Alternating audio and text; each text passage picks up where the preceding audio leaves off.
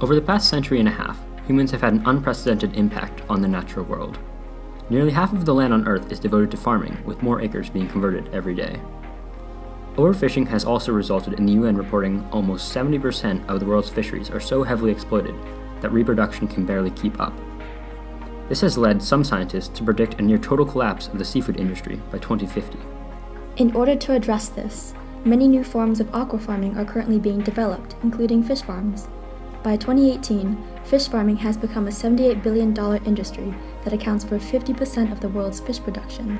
However, fish farms have their own environmental problems, such as increased pollution and damage to the surrounding ecosystems. One alternative to traditional methods of fish farming is aquaponics. Aquaponics is a branch of aquaculture that aims to address this issue by turning areas previously unsuited for agriculture, such as old warehouses, into viable producers of food.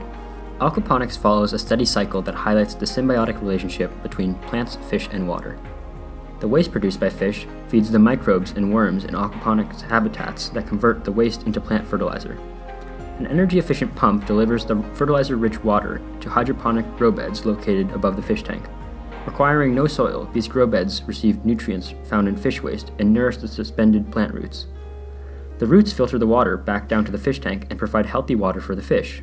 The water and nutrients are then recycled in this closed-loop fashion, allowing aquafarmers to conserve 90% less water than traditional methods.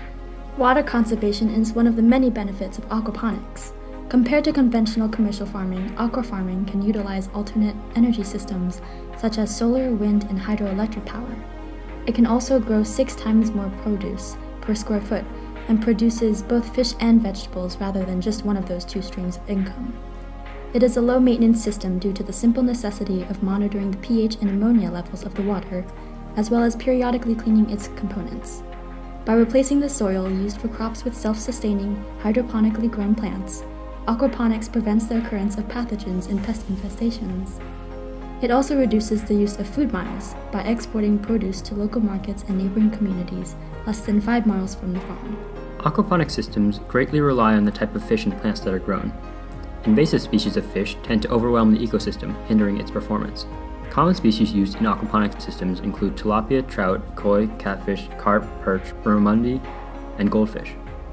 The complexity and size of the system depends on the amount of nutrients that a certain plant requires for growth. Herbs such as basil and mint, vegetables such as kale and lettuce, and fruit such as blueberries and pomegranates are plants that are able to grow in aquaponics. Depending on the available space, aquaponics can be arranged either vertically or horizontally. The rate at which fish produce offspring and waste can affect the amount of water in the system and the frequency at which it must be cleaned.